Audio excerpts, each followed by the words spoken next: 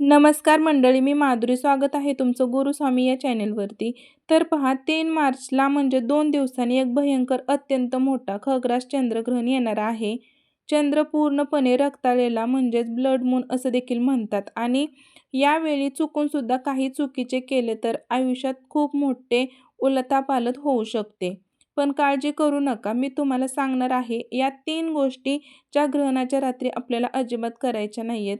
आणि जर तुम्ही या चुका केल्यात तर व्हिडिओ शेवटपर्यंत पहा, कारण ही माहिती फक्त तुमच्यासाठी आहे. तुमची लाईफ चेंज करू शकते.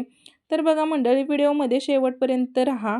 तर आता उशीर न करता व्हिडिओला सुरुवात करते. 3 मार्च 2026 मध्ये चंद्रग्रहणाच्या दिवशी जीव गेला तरीही चालेल, पण चुकून सुद्धा ही 3 कामे तुम्ही करू नका. अन्यथा चंद्रदेव आणि राहू केतू तुमच्यावरती नाराज होतील.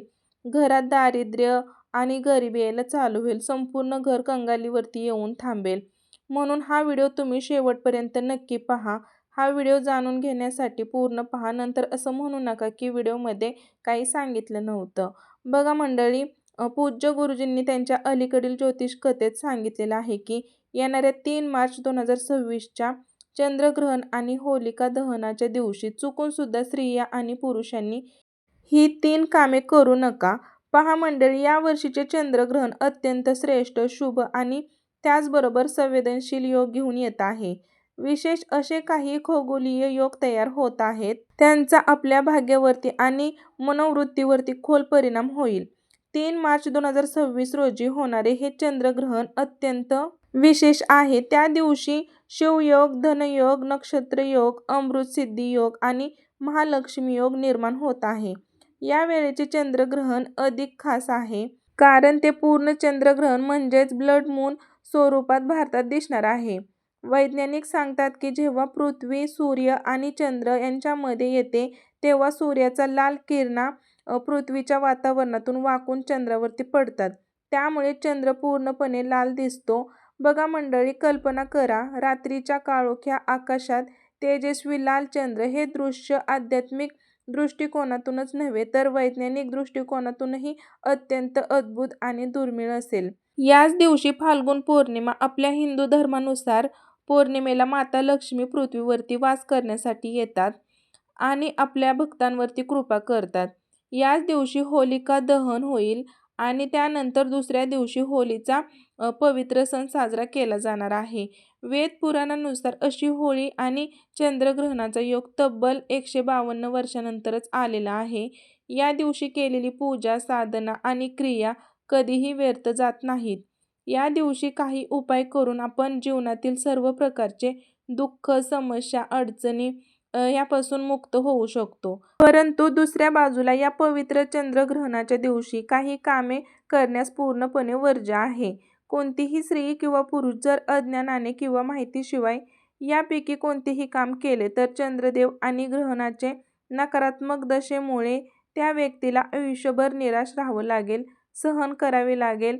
बघा, म्हणून आपण सर्वांनी विनंती आहे की हा व्हिडिओ तुम्ही शेवटपर्यंत पहा. अर्धवट पाहू नका. अनेक लोक व्हिडिओमध्येच सोडतात आणि असे लोक आयुष्यात यशस्वी होत नाहीत, त्यांना कधीही यश मिळत नाही. त्यामुळे व्हिडिओ अर्धवट सोडू नका. जर आपण चंद्रदेव आणि भगवान शिवांचे खरे भक्त असाल तर व्हिडिओला लाईक करा आणि कमेंट बॉक्समध्ये हर हर महादेव असं लिहायला विसरू नका. बघा मंडळी, पूज्य गुरुजी सांगतात की आपल्या हिंदू धर्मात चंद्रग्रहणाला मोठे महत्त्व दिले जाते. हा दिवस आत्मशुद्धी, संयम आणि साधनेसाठी अत्यंत महत्त्वाचा मानला जातो.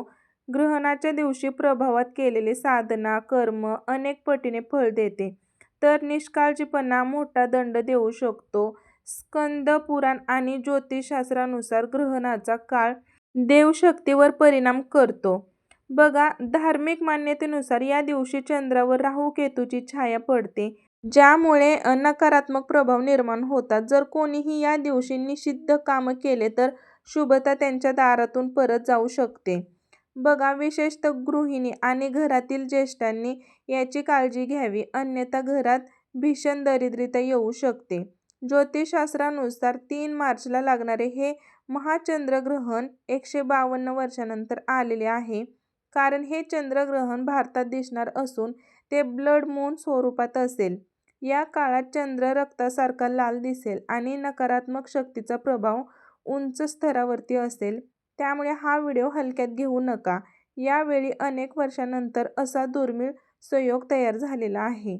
या पवित्र चंद्रग्रहणाच्या दिवशी विशेष ग्रहयोग तयार होत आहेत, ज्यामध्ये धनप्राप्ती योगही आहे. या दिवशी एक साधा उपाय करून आपण योगाचा लाभ घेऊ शकतो आणि आपल्या जीवनातील आर्थिक समस्यांपासून सुद्धा मुक्त होऊ शकतो. तसेच या दिवशी कोणते रामबाण उपाय करावेत ज्यामुळे 101% लाभ मिळू शकेल आणि या 5 चुका टाळण्याने 7 जन्मांची कठीणाई टाळता येईल, याबद्दलही मी तुम्हाला सांगणार आहे. तसेच या दिवशी अशी एक वस्तू आहे जी कोणीही खाईल त्याच्या घरात सकारात्मकता, सौभाग्य येऊ शकते. तर पहा मंडळी, आजचा हा व्हिडिओ अत्यंत ज्ञानवर्धक ठरणार आहे. जर तुम्ही हा व्हिडिओ अर्धवट पाहिला तर तुम्हाला आयुष्यात कधीच यश मिळणार नाही. व्हिडिओ पूर्ण पहा, लक्षपूर्वक पहा आणि व्हिडिओ पाहिल्यानंतर तुम्हाला दुसरा कोणताही व्हिडिओ पाहण्याची गरज पडणार नाही. चला तर मंडळी, सर्वप्रथम जाणून घेऊया की हे चंद्रग्रहण भारतात किती वाजता सुरू होईल आणि कधी संपेल. याचा सूतककाळ किती असेल आणि भारतातील कोणत्या राज्यात ते दिसणार आहे.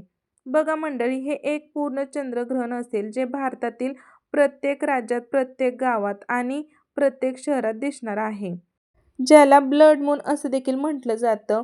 ते दुपारी 3:20 सुरू होईल आणि संध्याकाळी 6:47 समाप्त होणार आहे. याचा सूतककाळ 9 तास आधी म्हणजेच सकाळी 6:20 पासून सुरू होईल. भारतामध्ये ते मुख्यत्वे ईशान्येकडील राज्यामध्ये जसे की आसाम, अरुणाचल प्रदेश, नागालँड, मणिपूर, मिझोरम आणि पश्चिम बंगाल इथे स्पष्टपणे दिसेल. तसेच दिल्ली, उत्तर प्रदेश, मुंबई आणि जयपूर यासारख्या इतर भागांमध्ये हे सायंकाळच्या सुमारास सूर्यास्ताच्या आसपास अंशिक स्वरूपात दिसेल. हे ब्लड मून असेल. पूर्व-उत्तर भारतात विशेषतः कोलकाता येथे याचे उत्तम दर्शन होईल. याशिवाय दिल्ली, मुंबई, जयपूर, लखनौ, बघा पटना, बेंगलोर, चेन्नई आणि कोलकाता येथे अंशिक ग्रहण दिसेल. खगोलशास्त्रानुसार हे पूर्ण चंद्रग्रहण असून याला ब्लड मून म्हटले जाते. म्हणजेच त्यावेळी चंद्र पूर्णपणे लाल रंगात दिसेल आणि हे ग्रहण भारतात दिसेल. त्यामुळे याचा सूतक काळही मान्य असेल आणि सर्व नियम लागू होतील. बघा मंडळी, आपण सर्वांना विनंती आहे की हा व्हिडिओ लाईक करा आणि बघा आता जाणून घेऊया की चंद्रग्रहणाच्या वेळी कोणत्या चुका चुकूनही आपल्याला करायच्या नाहीत. सर्वप्रथम ही एक गोष्ट समजून घ्या की चंद्रग्रहणाचा सूतक काळ सकाळी 5:06 पासून सुरू होईल. त्यानंतर जर तुमच्या घरात गर्भवती महिला असेल तर तिने चुकून सुद्धा घराबाहेर जाऊ नये. दुपारी 3:20 बघा चंद्रग्रहण सुरू होईल. त्यानंतर घरातील गर्भवती महिलेने विशेषतः लक्ष द्यावे की चंद्राची किरणे तिच्या गर्भावर पडू नयेत, अन्यथा या चंद्रग्रहणाचा दुष्परिणाम गर्भवती बाळावरती होऊ शकतो. जर तुम्ही महिला असाल तर चंद्रग्रहणाच्या दिवशी चुकूनही तेलाने मालिश करू नका. डोक्यावरही तेल लावू नका, अन्यथा तुमच्या कुंडलीतील चंद्राची स्थिती कमजोर होऊ शकते, ज्यामुळे तुम्हाला नवग्रहाची पीडा सहन करावी लागू शकते. त्यानंतर बघा दुसरी महत्त्वाची गोष्ट म्हणजे या दिवशी चुकून सुद्धा तुम्हाला तुळशीला पाणी अर्पण करायचं नाहीये. चुकून सुद्धा आपल्याला तुळशीला पाणी अर्पण करू नका आणि तुळशीला स्पर्श देखील करू नका, अन्यथा तुम्हाला विविध दोषांना सामना करावा लागू शकतो. जसे की शनी दोष, मंगळ दोष, राहू दोष इत्यादी नवग्रहांची पीडा सुरू होऊ शकते. त्यामुळे तुम्ही आणि तुमच्या कुटुंबाचे कोणीही व्यक्ती असू द्या, सदस्य असू द्या, विशेषतः काळजी घ्यायची आहे. चंद्रग्रहणाच्या दिवशी तुळशीला स्पर्श सुद्धा करू नका. तिसरी गोष्ट म्हणजे जसे की सूतक काळ सुरू होईल तसे पैसे देणे घेणे टाळा. जर तुम्ही व्यापारी असाल तरी सुद्धा सूतक काळानंतर कोणतेही आर्थिक व्यवहार करू नका, अन्यथा त्याचा थेट परिणाम तुमच्या आर्थिक स्थितीवरती होऊ शकतो, तुमच्या व्यवसायावरही होऊ शकतो, व्यवसाय कोलमडू शकतो. त्यामुळे याच्याकडे विशेषतः लक्ष द्या. चौथी गोष्ट, चंद्रग्रहण लागल्यानंतर पती पत्नीने एकमेकांपासून अंतर ठेवावे, ब्रह्मचर्याचे पालन जरूर करावे. त्यानंतर बघा सूतक काळ सुरू झाल्यानंतर पती पत्नीने भांडण करू नये. जर तुम्ही या दिवशी घरात वादविवाद केले तर तुमच्या घरात नकारात्मक शक्तींचा वास होऊ शकतो. देवी देवता तुमचे घर कायमचे सोडून जाऊ शकतात. घरातील बरकत नष्ट होईल. संपूर्ण वर्षभर तुम्हाला गरिबीची समस्या आणि अडचणींचा सामना करावा लागू शकतो. पाचवी आणि अत्यंत महत्त्वाची गोष्ट म्हणजे चंद्रग्रहणाच्या दिवशी चुकून सुद्धा तामसिक अन्न जसे की मांस, मासे, अंडी याचे सेवन करू नका.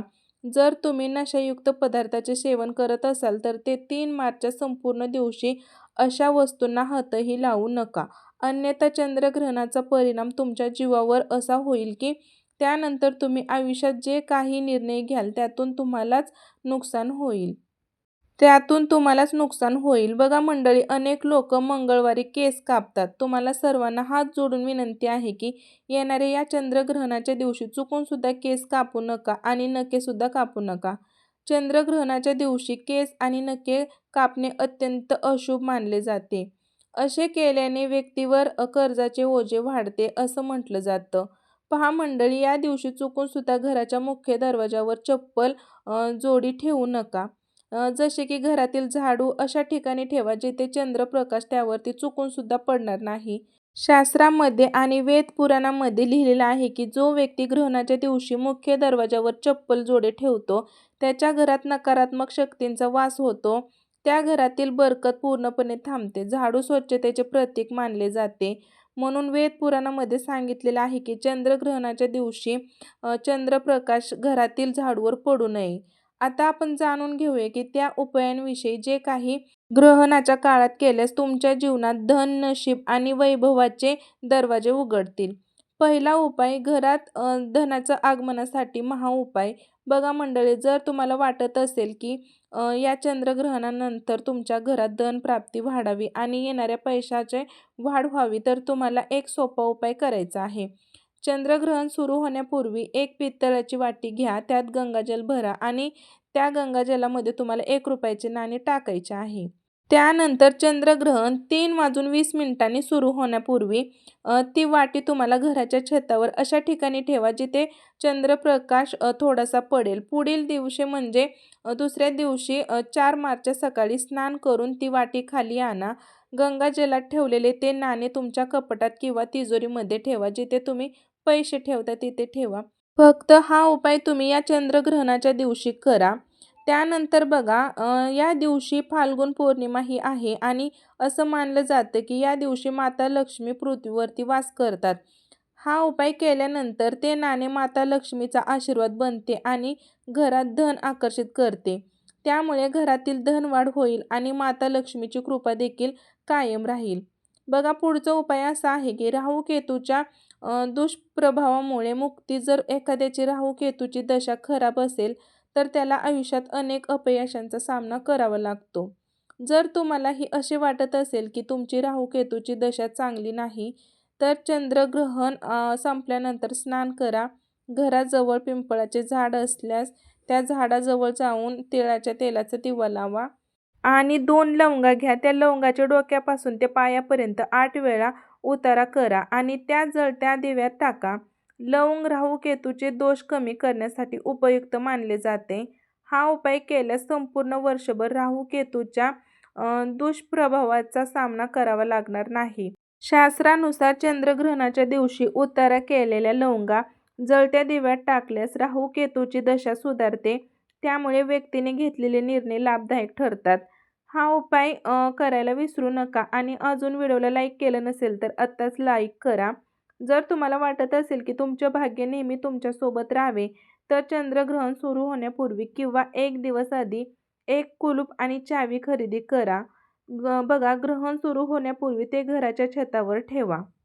दुसऱ्या दिवशी म्हणजे 4 मार्चला ते कुलूप आपल्याला एखाद्या मंदिरात पुजाऱ्याला दान करा.